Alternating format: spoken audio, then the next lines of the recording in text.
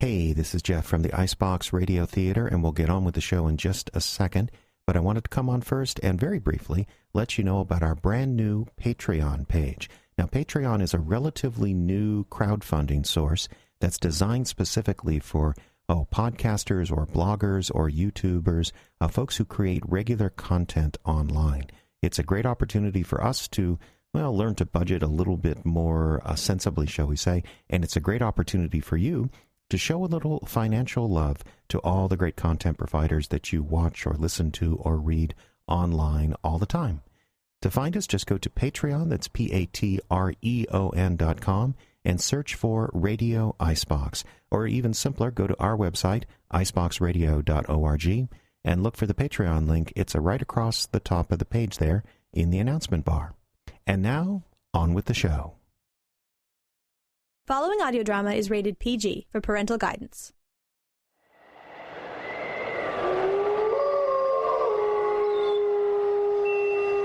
Frozen Frights. New Audio's Theater of Suspense and Terror. Now on Icebox Radio.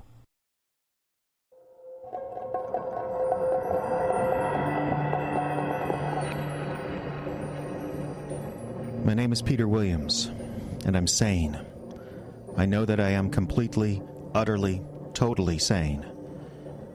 But what's happening to me defies sanity itself. It's not me that's crazy. It's this place. I live in a very small town, having moved here for my wife, Wendy.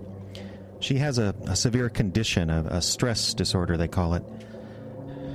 Got so bad when we were living in the city. Moving was the only way we could stay together. So we packed up our life and came to this idyllic little town in the middle of nowhere.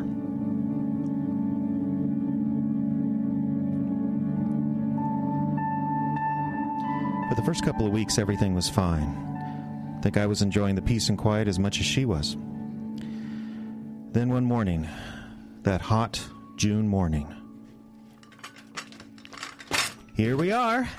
Oh, Peter. That new oven we bought was worth it. Look at these scones. You're spoiling me. Oh, me spoiling you? Don't be silly. We're having breakfast on the beautiful sunshine on our very own deck, and it's all because of you.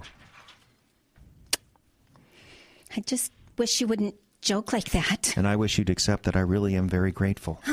You're grateful that I dragged you away from your job, our home. Look, you took us away from that one-bedroom flea trap we've been thinking about leaving for years, and I brought work with me, remember? Telecommuting, the wave of the future. You still need to drive back to the city 3 times a month, and maybe less. And it's a 4-hour drive. Wendy, when we lived in the city, I was out of bed at 6 and on the bus by 7. Down here, I work when I want. Now eat. But Scone. Doctor's orders. What a perfect day, isn't it? Wendy? What? Oh, I'm sorry. What's wrong? Wrong? Why would anything be wrong? The doctor said we had to keep open lines of communication, remember? Now, tell me, what is it? You won't like it. Now, let me be the judge of that. Well, have you seen our backyard neighbors? You mean on the other side of the big fence? No, why? Well, it's just...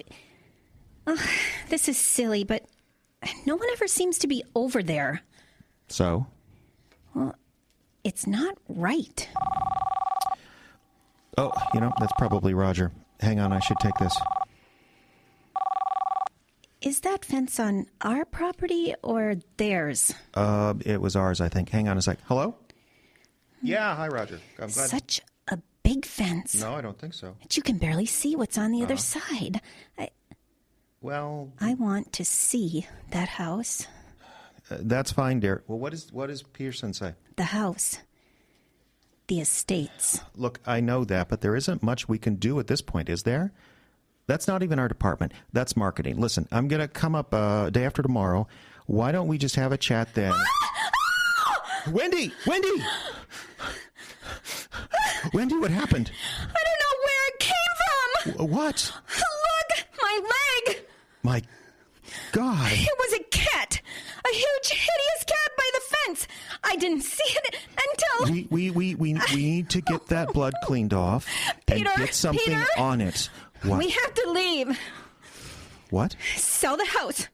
Get out of here. Now, Wendy... Get out of here. Now. Easy. It was just a cat. It just startled you. Those houses. I'm afraid. Now, it has nothing to do with the houses. It was just a cat. They're coming to get me. Peter, they're coming. Who? They...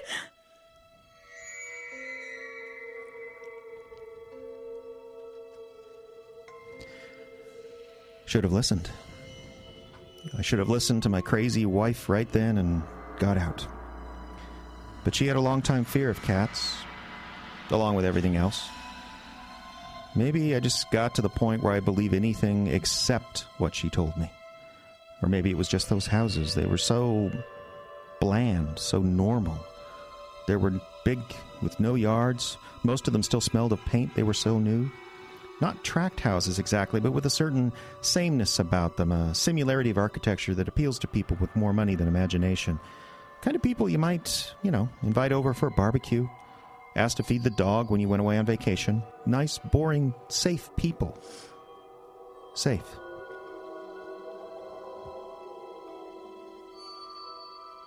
I took Wendy inside and gave her one of her sedatives. By that evening, the incident with the cat had been forgotten. 2 days later, I had to head north to the city for a few days' work.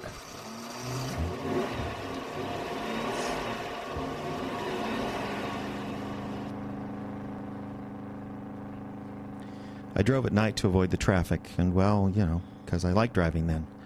Driving through those long, empty stretches of highway, you feel like you're the only person on earth. I was feeling good. Good to be on the road, and, okay, I'll say it, good to be away from her. I was just 90 minutes from home when... Hello? Peter? Wendy? Peter, help me. What's wrong?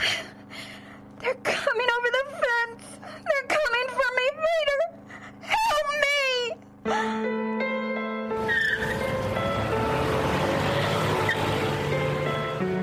I pulled a U-turn and drove home as fast as I could. All the way I kept kicking myself. What the hell had I been thinking? Doctors had assured me that she was stable, but they'd been wrong before. I made up my mind then and there that the only expert I'd ever trust again when it came to my wife's health was me. I was expecting the worst when I got home. I was expecting to find her dead and the house in shambles. I was expecting police sirens and nosy neighbors peeking at us through their curtains. I was expecting anything except what I found.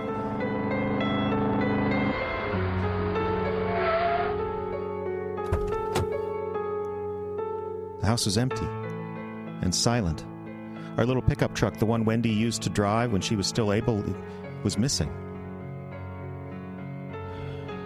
Inside, the house was clean, cleaner than I'd ever seen it. Everything was neatly put away. Every hard surface shined with a fresh polishing. It was perfect. The only thing I didn't see was Wendy. She was gone. And what time did you say you got the call? It was about 9. I was on the road. And she sounded upset. You don't understand. My wife is sick. If she gets upset, she has to be watched. She could harm herself. Check. Now you say you have a second car, a small pickup? Uh-huh. And that's missing? Yes, but she couldn't have driven it away. You mean she doesn't drive? Well, okay, she used to, but she still has a license, I guess. But you don't understand. My wife just isn't capable. Listen, Mr. Williams, I don't mean to go against anything you say here, but you gotta look at it from my side. You find your house neat as a pin, your truck is missing, and no signs of any trouble. Isn't it just possible your wife popped out for some milk or something? When she called, she was upset. Say, there's a small pickup. Is that yours?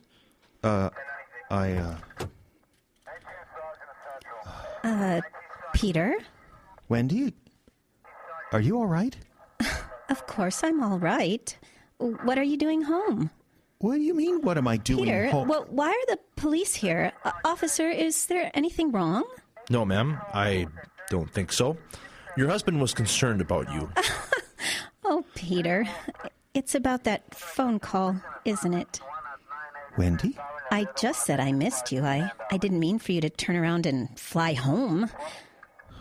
What are you talking about? Ma'am, are you going to be okay? Of course. My husband's just tired. Thank you, officer. That's all right, sir. Is there anything else? No, nothing else. Good night, officer, and thank you. Uh-huh. Take care now.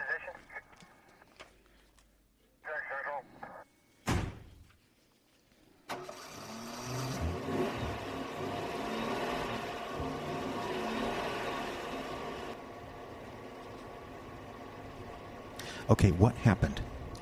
Nothing, dear. But on the phone, you sounded so don't worry about that. Come inside now. To bed. Wendy? Yes? Nothing happened? Nothing. I swear. On a stack of Bibles.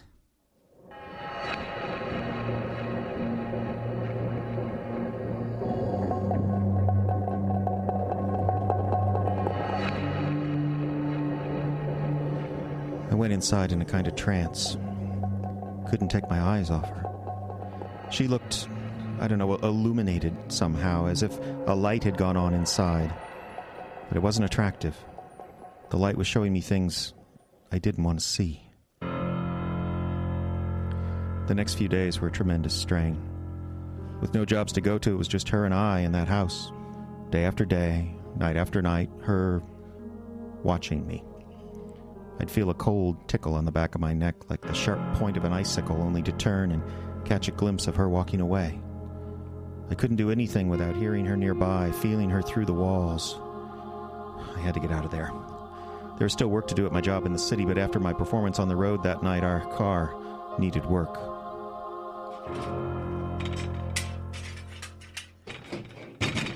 It was late one night. I thought she was in bed.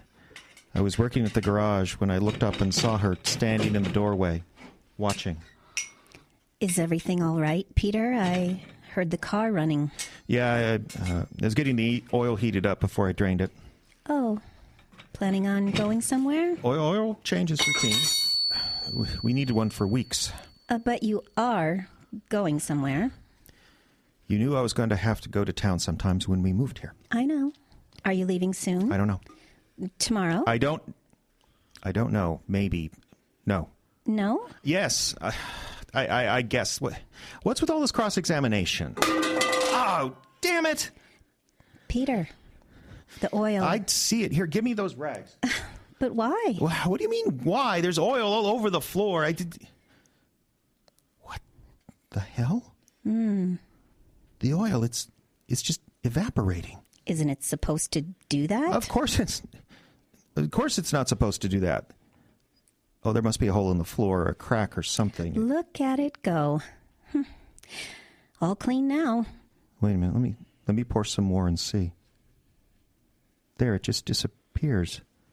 What's the craziest thing I ever saw? Who ever heard of motor oil just evaporating? Haven't you noticed, Peter? Haven't you noticed, really? What? Our house. Our wonderful, magical house. The towels are always hung on the towel rack. The carpet always clean. Your desk is even straightened. So? So you don't really think I'm doing all that, do you? I hate to clean. What hell? Who's doing it then? The house? From your mouth to God's ear. Then she took a quart of fresh oil from my hand and poured it right onto my feet.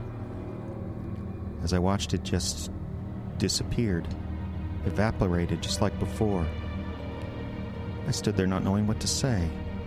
Well, this was a stupid magic trick. It had to be, but her reaction, the way she looked at me, and that laugh. That unnatural laugh. They all came together like a vice slowly pressing down on my chest. I had to face facts. I couldn't ignore it anymore. Something had happened to her the night I was gone. And if I didn't act quickly, the same thing was going to happen to me.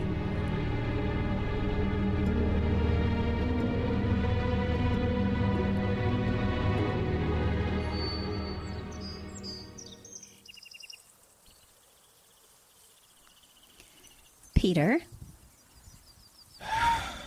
Peter, what are you doing out here by the fence? Is it so strange just to want to stand in your own backyard? And just stare at a fence? I'm thinking.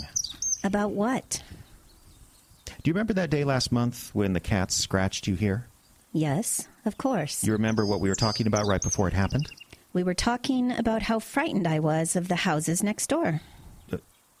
Yes. What's the matter? Surprised I remember?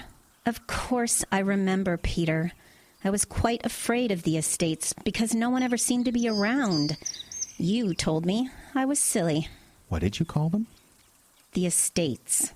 That's their name. Well, you were right, of course. I was silly. Silly little Wendy, the frightened mouse. What's going on? I don't know what you mean. Yes, you do. What happened, Wendy? What changed? One minute you pretend you don't know what I'm talking about. The next you act like this, smug and nasty. And you don't like it, do you? I want you to get better, of course, but it's all happening so fast. Poor baby. You want the old Wendy back, don't you? Wendy, the silly mouse, the one so afraid of not pleasing you. What? So afraid, it nearly drove her insane. Don't feel guilty. I know now it wasn't your fault. It was mine. I was afraid. I was warped and misshapen with fear. But they showed me a way out, Peter. Who showed you? They showed me a way to make me free, and they'll show you too. I stood there, dumb and deaf, staring at my wife for a very long time. Her eyes were like a cat's eyes, a cat that sees a fat mouse. And she was crouched slightly, almost like an animal. I didn't know what to do, so I turned and walked away without saying a word. The estates, Peter, free.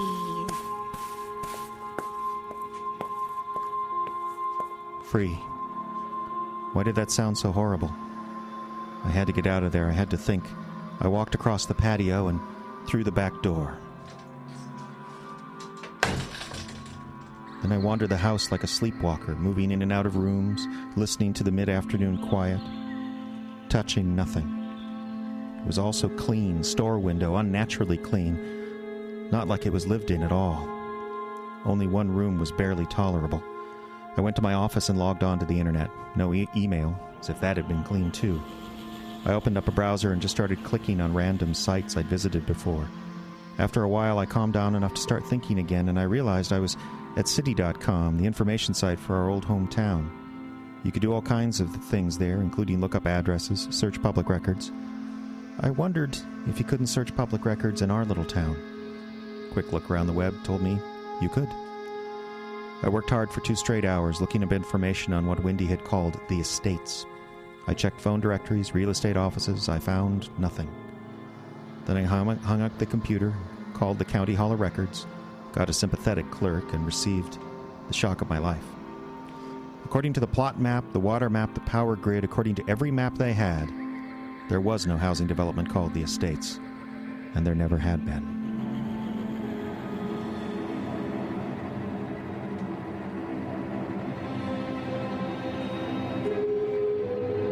I felt another one of those icy stings at the base of my neck. I turned, expecting to see her standing there, but I was alone. I became aware that the house was unnaturally quiet. Went outside and walked around. Night was coming, and by reflex I grew concerned. I walked into the backyard and returned to the spot along the fence where I'd last seen her. Nothing. I was about to turn away when I noticed something I hadn't before. A piece of the fence was off, out of alignment. I went up for a closer look and grabbed the boards firmly. It was a gate without hinges, just a section of fence that was leaned into the place and was freestanding. But it had been moved recently, and as I pulled it over and peered through to the other side, I saw something lying there on the grass. Something small and dark and shaped vaguely like a sleeping kitten. It was Wendy's shoe. Empty. I pushed through the gate and slipped into the neighbor's backyard. The grass there was perfect, like carpet under my feet. A 5-piece lawn furniture set and a brand new gas grill, all of it looking like it had just come out of the box, sat on a patio nearby. And beyond that loomed the house itself, 3 stories tall with a dozen dark windows like sleeping eyes. It was also innocuous, so normal and expected, I couldn't explain why the sight of it chilled me. I walked past the furniture to the side of the house, trying to avoid detection from any of the windows. I don't know why I bothered. I came to the front of the house and the driveway. The view was more of the same. A block of houses more or less exactly like this one. Every porch light was lit. But something was missing. Cars. None of the houses had cars in front. Not on the driveways, not even on the street. There were just porch lights and footlights along the front walks, and a street light way down at the corner. There were lights, but no sign of people. Hello, Peter. Did I scare you? How did you get up here? The same way you did, through the fence. I was worried about you. What are you doing? I'm sitting on a porch swing. What does it look like? It's a beautiful night out. No moon. Oh, without these lights, it'd be pitch black. Wendy, we don't even know whose house this is. They don't mind. Well, how do you know that? They don't mind, Peter. Believe me. They want us to be here. They want us to be here with them. Always. Wendy, you're frightening me. I know. Ironic, isn't it? Let's get out of here. Let's leave now and never come back. We can go back to the city. But all we need is right here. I don't know what you mean by that. Don't you? Don't you really? You must see it, Peter. You'd be blind not to. I was a mouse, a pathetic little girl. But they came and took all my fears away, every last one of them. What are you talking about? That's what these houses are for. They keep your fears locked up tight, and everything you ever worried about starts taking care of itself. The house, the way all the dirt disappears. I knew you understood. What are you afraid of, Peter? What are you really afraid of? Because whatever it is, they'll take it away. They'll make it all better. They'll lock it up in one of these houses so it can't get you ever again. And then, at the end of your life, there is a small price to pay. It's really so simple. Wendy, we need to get you to a doctor. You need help. I have all the help I need, Peter. All I need to know is what you fear. They wanted me to ask you. They want to know what you're afraid of. Why? Because you've got to face them, Peter. You've got to face them before you can be free. That's what it's all about, facing your fears, seeing them up close. So close you can smell them. Wendy, we need Like I saw them that night you were gone. All of them, all at once, breaking in around me, trying to get me. It was only when they finally caught up to me that I understood. Wendy, stop walking toward me. You want to know a little secret? He already knows what you're afraid of. It's just better if you can admit it. He who? What are you talking about? You know who I'm talking about, Peter. Come on. Give the devil his due. And I turned, and I ran up the street. And as I went, garage doors started rising up. Front doors opened, even windows. Out of the doors there came things. Fraidy cat, fraidy cat.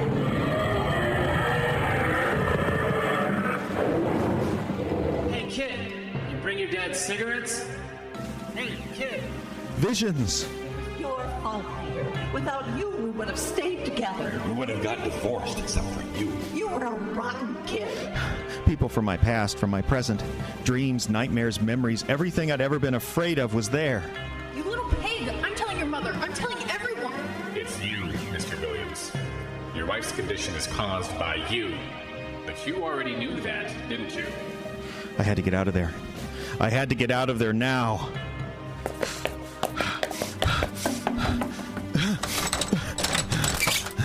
I got inside and locked every door.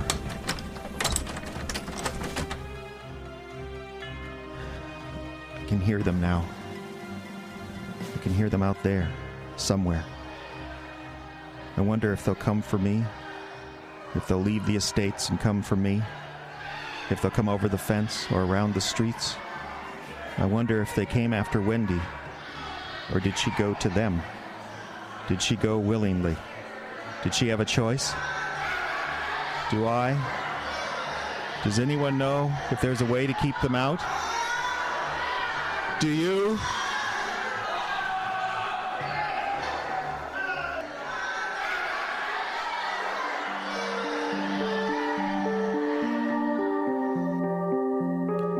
This has been The Estates. Your wonderful cast this evening featured Scott Roberts as the cop, Karen Schickel as Wendy, and Jeffrey Adams as Peter. Your sound effects crew, Pierre and Irwin on computer sound effects, Dave Irwin manipulating the props.